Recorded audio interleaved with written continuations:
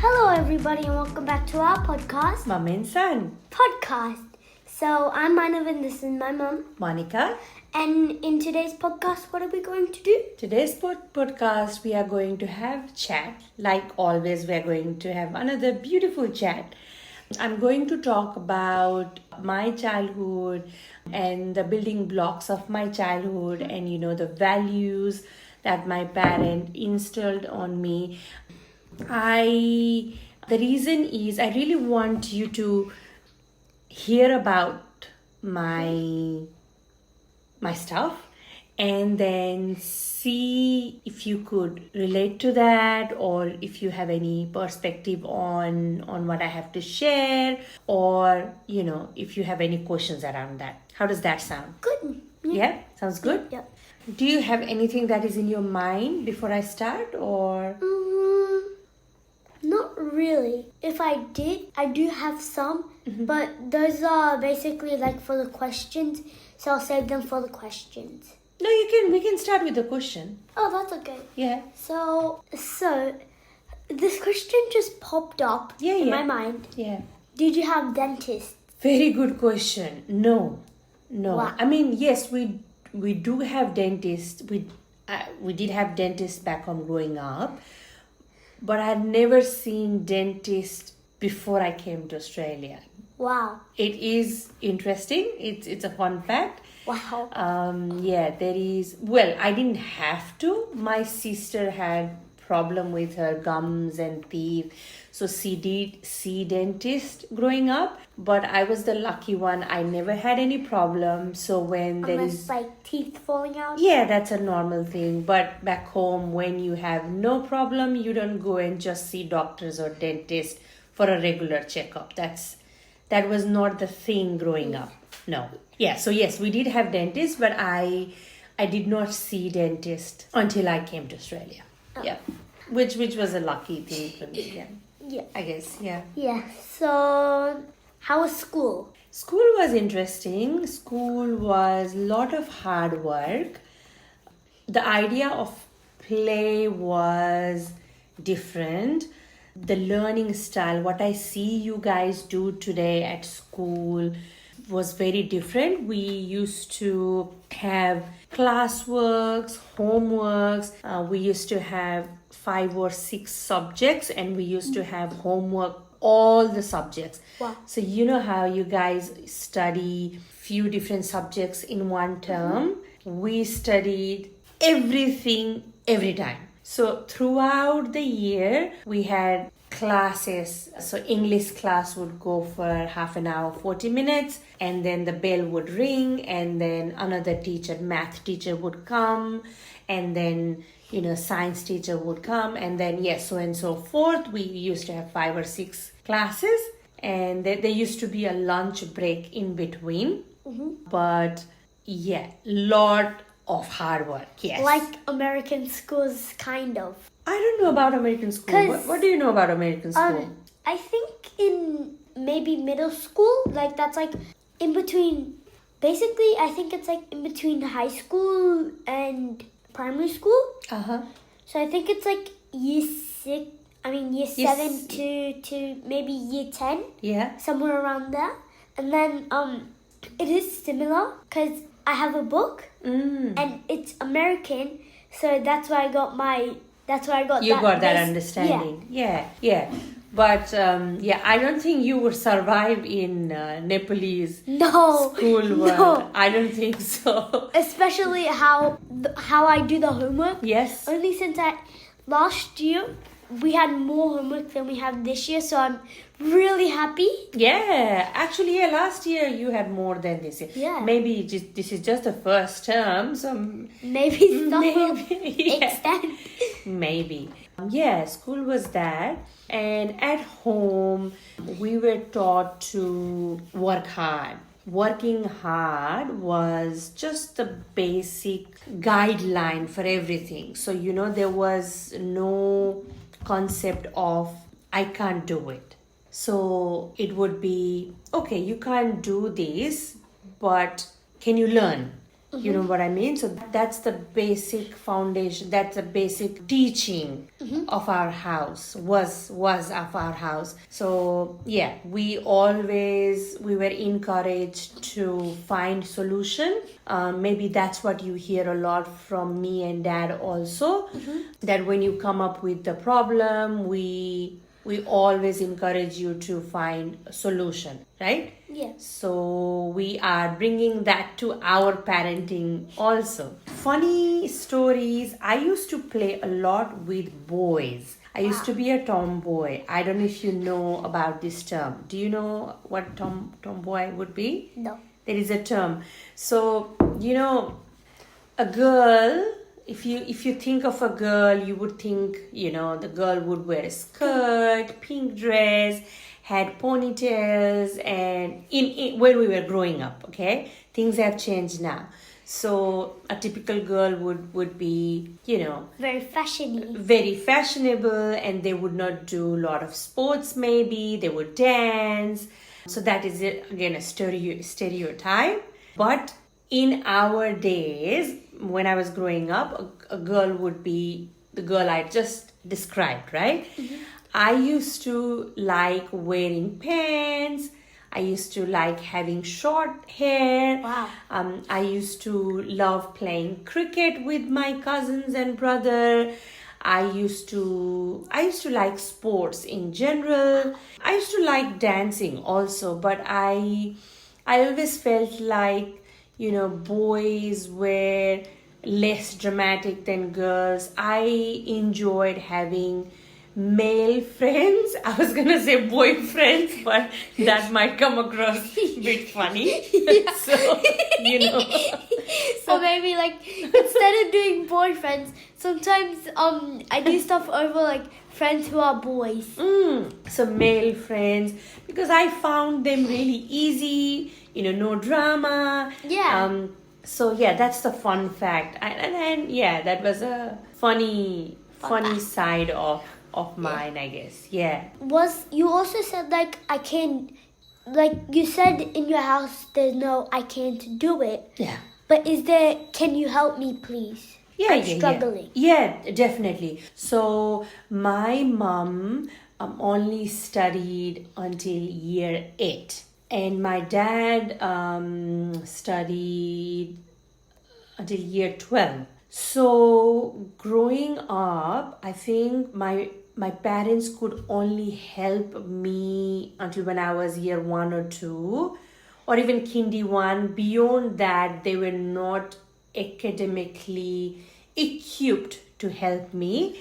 So they looked for a tutor. My sister, my brother and I, we all went and got support from a private tutor. Wow. So that was the solution in academic side. Wow. So the doors were always open, as in, we felt comfortable speaking with parent, but we always figured out siblings. As a sibling, we grew up together. So we used to figure things out together. And we went to our parents less. So we used to figure things out together. It was a different world. They were open. If that's what you wanted to ask, they were open. But the society, the time we grew up, there was still a boundary, we used to, I'm sure you still respect us, Manav, right? I do. Yeah. I do. But there is a friendship relationship now. You are very comfortable around us. I believe. Yeah. I'm always comfortable. Thank you. When we were growing up, we respected more than and were comfortable less. So they loved us. We knew we were loved, but the respect was a boundary in a way. So even though they wanted to help, we were not always comfortable asking. So we would find the way to figure it out ourselves. And them being parent, they would catch us struggling. And they would say, oh, you're struggling there. What happened? So that happened more. If you know what I mean. Am I making sense, Manav? Yeah. Yes and no? Yes and no. Yeah. Also, was there sibling rivalry? Sometimes like sibling rival. That's a very good question. So I'm a middle child, as you know. Yep. With my sister, who is 3 years older than me, I remember fighting with her or being, I used to be a difficult child. So when we were really young, when I say young, when we were in primary school, that's where I remember being, those small fights and small stuff like that. But I don't think anything after primary. We are still very good friends. My sister and I were best of friends. Oh, yeah.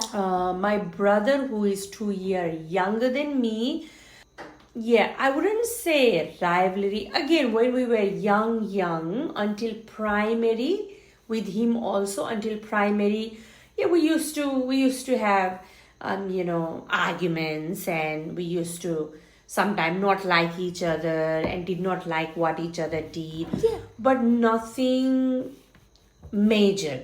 So I think when we were moving towards high school, I think all three of us were really good friends. That's where, when I meant we figured out things within each other before we went to parents. So with three of us, we siblings, we used to look after each other, look out for each other, help each other, and figured each other's problem. Just be there for each other. Yeah. That's so not strong rivalry, no.